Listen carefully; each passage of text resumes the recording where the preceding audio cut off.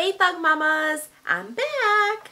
So this week something happened with my sons and they were kind of at each other's throats.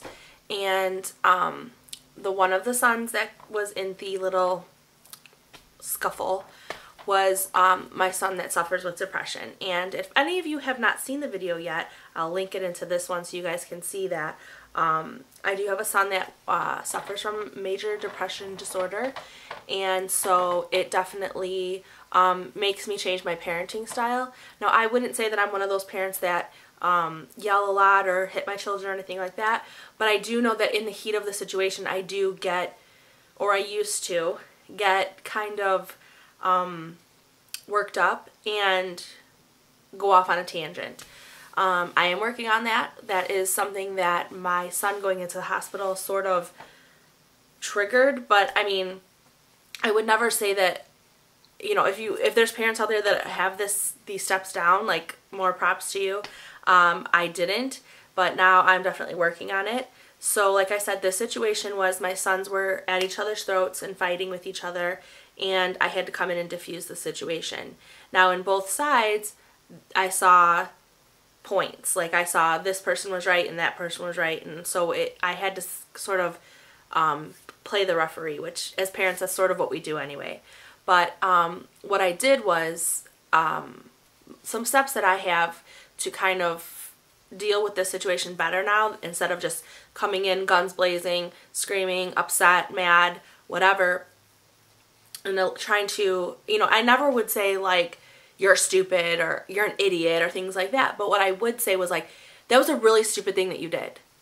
And now something that I've learned with my son specifically is that if he's having a day where he's not feeling the greatest or he did something stupid, it carries with him. Even if I apologize, even if we talk it out and he knows that I was just saying it in anger, he still carries it with him.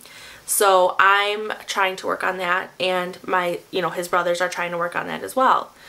So one of the things that I do in those situations is I definitely take a breath. I will go for a walk, I'll go upstairs, I will leave the situation and just kind of take a breath, whether it's 10 minutes, an hour, whatever it needs to be, depending on obviously the situation.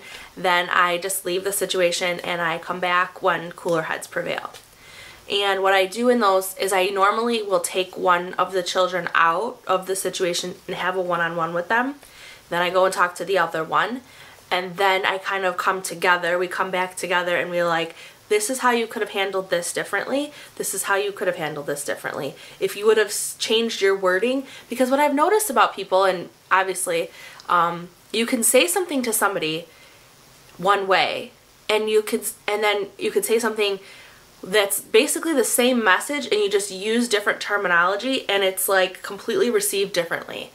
And so I actually talked to my older son, because that's who the scuffle was between, about like, you have to understand that the intention wasn't this, so you need to also accept it differently. So but I also talked with my, you know, my other son, and I said, listen, if you would have said it like this, he wouldn't have reacted like that. So I definitely think that, you know, with these situations, you need to explain to them, because they are still young and they're still learning how to interact with each other, learning how to interact with other kids. And so if you're able to kind of help them to communicate in a more effective way, that's obviously better for everybody. And it will help them in all their relationships, not just their brother relationships or family relationships. It will help with their friends, their teachers, things like that, because it definitely is difficult these days, because I don't think that the communication is as prevalent or as easily received as it is as it was back in the day. Because I mean, think about it, people are always misconstruing things in texts, because that's, you know, now we live in a technology age where, you know, everything is through text, things are misconstrued, attitudes are sent and you didn't even, you know, that wasn't the intention. So definitely have a clear understanding of what your intention is and clarify it with the person. But I'm one of those people, like, I don't know if it's a good thing or a bad thing, but, you know, if I'm dealing with people, and let's say I'm closer with this person than I am with this person, I'm not someone who just by default sides with my friend or family member if they're wrong. I'll be like, well, I kind of agree with this person because blah, blah, blah, blah, blah. And then, but I think that you were right in these points. So I don't blind loyalty somebody. If I think that they're wrong, I'll kind of tell them they're wrong. And I don't know if that's a good trait or a bad trait to have. I guess you'd have to ask my friends and family members. But yeah, so I definitely think that it's important for you to kind of reassure the person that they could have handled it differently, but to not carry it with them. Like, this was one fight. You guys, cooler heads prevailed. You guys worked it out, and don't think that the way that your brother feels about you right now is going to carry on with you. Because that was one thing I learned when he was in the hospital, is that, you know, when somebody says something to him, he carries it with him, and he believes it to be true, even if he knows it's said in anger. So, and he also knows that he's not innocent. Like, he knows that he pushes buttons and things like that. So, you know, him coming out of the hospital has helped us to kind of get closer and to communicate more effectively than to just say things we don't mean, do things we don't want to do, and treat people not the greatest. And again, we had a very healthy, happy, laughing family. But I mean, brothers will be brothers, family will be family, and you're gonna fight with each other. You're stuck with each other 24/7. It happens. But it made us kind of know that, like, there are effective ways to have this conversation. And, you know, I reassure them both. I love you, and there's nothing you could do that can make me not love you. So it's just a bad fight, but I want you to learn from this and treat, you know, the next time this comes up, use these tools I've given you to kind of fix it. And, you know, they both appreciate that. I think that, you know, to recap, I think that it's important for you to leave the situation, or have them leave the situation as well. Don't have, you know, you don't leave and then have them still bickering.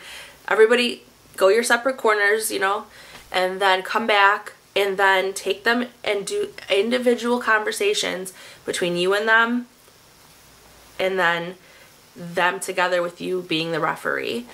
And, you know, just calm the situation. Yelling never gets us anywhere. And I've actually, what's funny is I have friends who, they're like, my kid doesn't listen to me.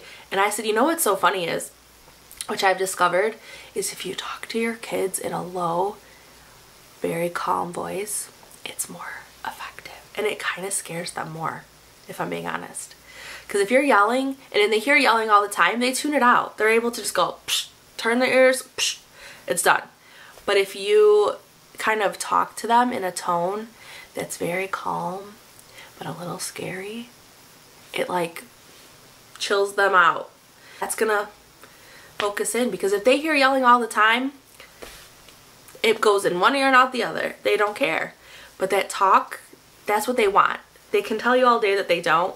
They want you to leave them alone. But in reality, the truth is, all kids want is attention.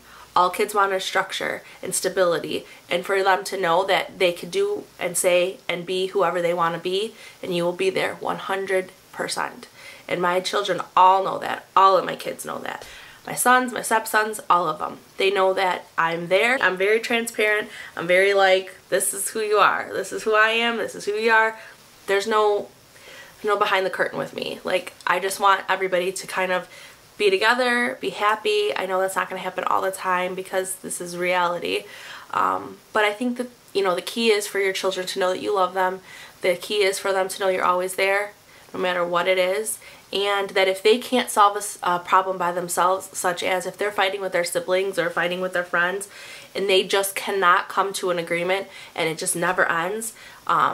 Because actually I have kids who like are the last word junkies. And they're always the two that get together and butt heads. They're the last word junkies. So a lot of times I have to say, all right, it's done. Forget about it. Just be done. Because otherwise it'll go on forever. And, you know, and it just gets deeper and deeper and deeper. So just, you know, there are times when you have to be your kid's referee. It is what it is. It's the job we signed up for.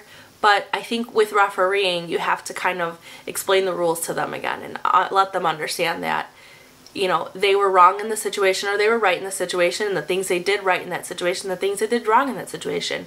Like the one that happened the other day, I said to my son, I'm like, it's good that you walked away. It's good that you knew that you needed to leave the situation. Now let's move forward. And he was able to do that. So that's really all we can ask of these kids. So until next time. Oh, and by the way, I will put that link in here, and it's really important you watch it. I will say that I never thought I would be in the situation I am now with a child that has suicidal thoughts or attempted suicide.